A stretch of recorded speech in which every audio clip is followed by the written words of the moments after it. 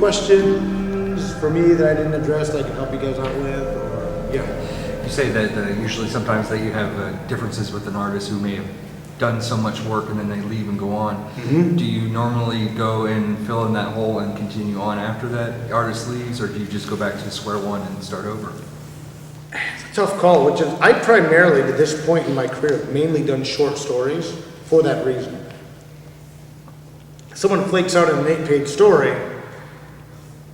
I can get someone else to draw it, you know. I haven't been in the situation yet where I have friends that have and other professionals, and maybe it's a 3-issue miniseries. Halfway through issue 2, the artist can't keep doing it or disappears or whatever. And you gotta do you gotta make the decision of what you think is right for the integrity of the property, the integrity of yourself, and the integrity of the readers. Sometimes you can find someone else to come in and pick it up. Maybe you have to scrap all of issue 2 and then go from there. I mean, it's really a personal decision on what you think would work best. There's no one answer. But that's also primarily why so much of my career I've done short stories.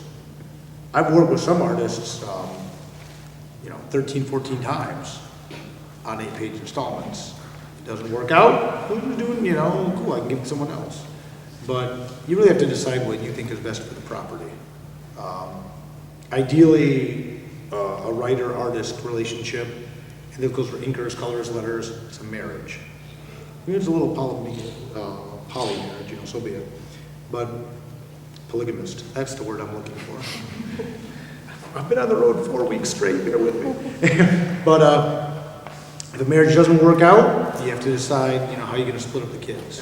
Have you ever changed your story based upon what an artist has drawn partway through, where you looked at something and said, I didn't think about that, they need to change this? Because they came with an idea about how you initially had it, and they drew it slightly different than what you thought. Dialogue I have, especially dialogue. It's funny, and I'm only trying to mildly be a shill. There's a part in the book where I show Josh Ross is an artist I worked with quite a bit, and what I show in the book was I wrote this page of Tales of Mystery to be 5 panels. Okay, boom, 5 panels. And I know Josh, I know him very, very well. We've worked together a long time. Well, he turned in, and I show it in the book. You probably can see it back there, but I had the script for the 5 panels. He turned in a page, it's 8 panels. He's crazy. He's like that Jose Von Rip, Jeff Darrow kind of style of art. He's like, putting stuff everywhere. But I know Josh, and he said, I added a couple panels in here because I think it paces out a little bit better, and it achieves more what you want to do. I have a good enough relationship with Josh, fine. So what I then went back through is I redid all the dialogue to break it up better for 8 panels. So then I show how I revised the dialogue and put it in there and did it that way. Ever changed? I don't know if I've ever, because the stories are so short, I don't know if I've ever changed it a lot, but artists definitely added a lot to the process and made me reconsider things or do different little things. Usually it's like, I didn't think about doing the scene that way. Like I'll be like, we'll do worm's eye view or whatever, and they do something like an overhead shot. I'm like, that's great. But mainly for me, it's just changing the dialogue and the pacing of the story, because how many panels there are and things like that, and the shots dictate the pace a lot.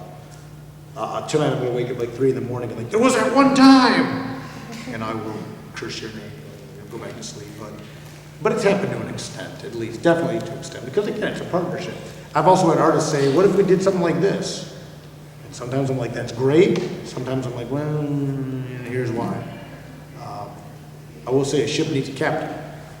And as a writer, by and large, and this sounds, I talk a lot about cooperation and collaboration, but at the end of the day, I'm the captain. I will listen to what you guys have to say, and 9 times out of 10, 99 times out of 100, I'll go with it because it's marriage and it's compromise.